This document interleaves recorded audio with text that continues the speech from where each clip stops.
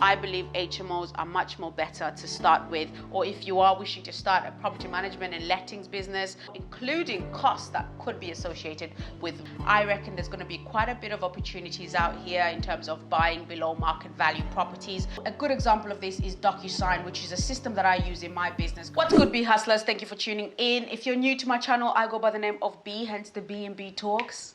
I wanted to create today's video for those who are aspiring to be in property, whether it's through property management, whether it's through investing and so on. A lot of the things that I'm going to be speaking on in this video, I believe can be transferred to any area of business, not just property. So I do hope you stick around, watch till the end and enjoy this video.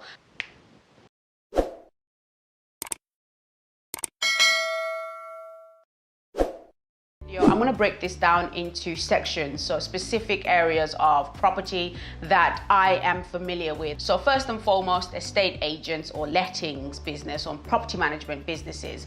If you're going to be starting such a business, you really need to think about making sure that a lot of the things that are incorporated in the business are online based, are electronic based. What we've experienced during this crisis right now is a lot of agencies that were not already built to have that online presence, but also just have a strong electronic system that allows them to operate without needing to interact face to face with individuals, are currently experiencing more challenges than maybe agencies that had incorporated systems that allow them to interact either way, whether it's face to face, whether it's electronically. I know a lot of agencies that have their website quite well equipped for prospective tenants to be able to go on there and literally with the matter of clicking, they can book a viewing. But also, because of what's going on right now, we more than ever are going to need to be able to provide a service of virtual tours, virtual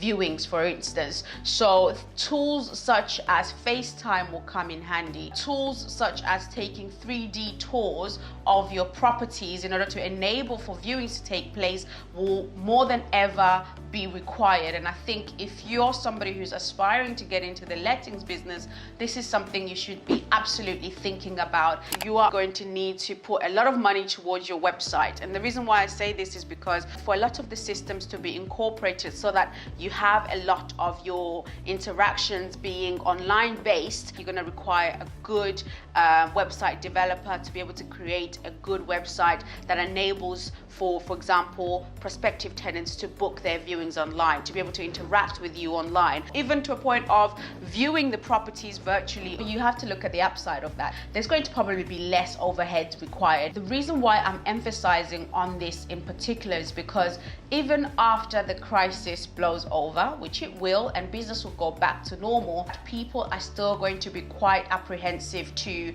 do certain things that they were doing before. For example, meeting with people and just the general interaction between people might be affected. My next part is to do with investing in property, aspiring property investors. This might be of interest to you. In light of the current crisis, there's going to be a lot of opportunities. Actually, a really good video as well to watch with regards to this particular topic is the Property Hustles video. I will leave her link down below, and I think it'd be worth for you guys to go and watch. If you are going to be a solo landlord, for instance, if you'll be managing your own properties, you should absolutely also take into consideration making sure that you are able to offer virtual viewings, for example, going forward, and be able to kind of systemize just to some certain degree your business to prospective tenants. So sending electronic agreements. A good example of this is DocuSign, which is a system that I use in my business that enables me to easily send agreements back and forth between clients, tenants, and so on and so forth. So having those options in place will just make it so much more easier for you.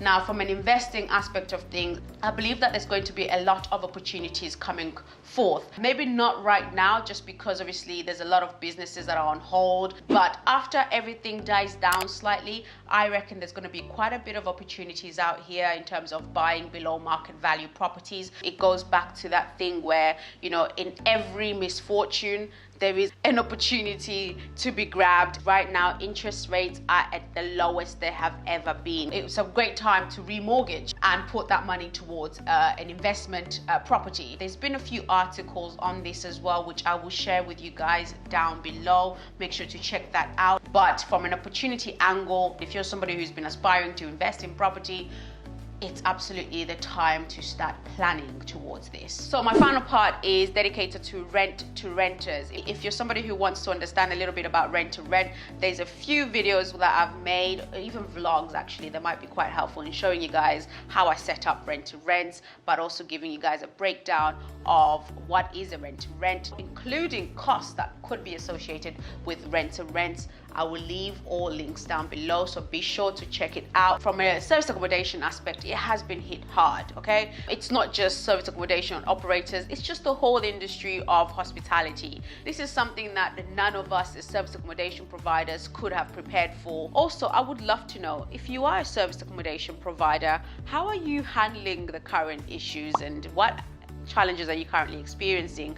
Because as I shared in one of my vlogs, when I was setting up a service accommodation, which you can again find a link down below if you want to watch that, where I go in depth and explain to you the sort of issues that we have had to deal with during these current times. I know that there's been a lot of service accommodation providers now turning a lot of their service accommodation into isolation units, dedicating them and giving them to key workers and NHS workers, which has been fantastic. And I think that's an absolute great idea in current times. It just goes to show that with every problem, there is still a solution. You just have to be prepared to think about it. But besides that, let's talk about the whole rent-to-rent area of business. If you're aspiring to start with the rent-to-rent strategy, I believe that you should absolutely consider taking on rent to HMOs as opposed to rent to service accommodation. Number one, because it's less work.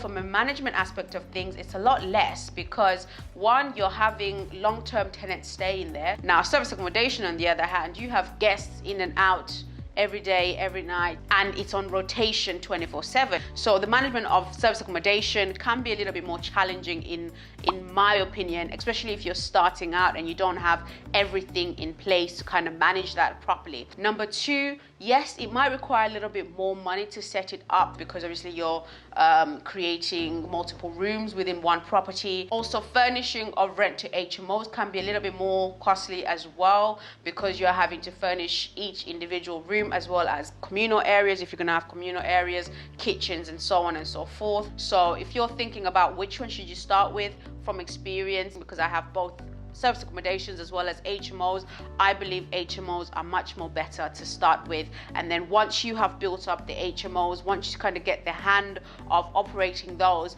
then move on to service accommodation. It's not that I'm saying don't start with service accommodation. I'm just saying that if you're starting out, you're better off starting with rent to HMOs as opposed to service accommodation. What I've discovered as well during this period is if it wasn't for the HMOs that we currently have and we have tenants in there, some of them had already paid in advance, like 6 months in advance. So it's keeping that covered as opposed to the service accommodation where we are experiencing less requests for bookings and everything like that. I generally think that it's something you should be thinking about, and also just generally evaluating which angle you should really approach, and maybe using the times that we're in right now, self-isolating, to think about your business strategy. It could be that you have more service accommodation than rent to HMOs, and maybe you should start swaying towards rent to HMOs just to kind of strengthen your business model slightly. Before I finalize on this video, I generally wanted to share my thoughts on business in general, because I look at all those areas as business, and I think you should do the same. Now, if you're looking at it as a business, what I have been doing during this time is carrying out a SWOT analysis.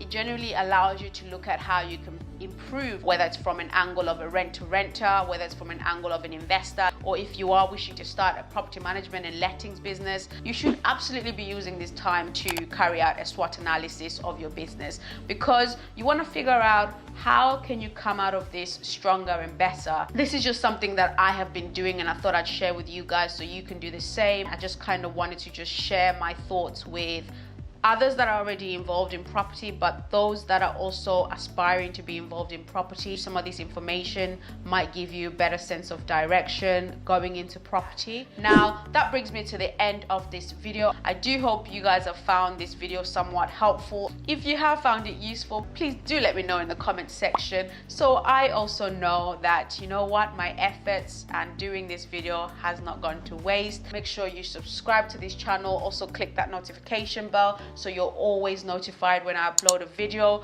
Make sure you leave a thumbs up. As always, guys, continue being hustlers.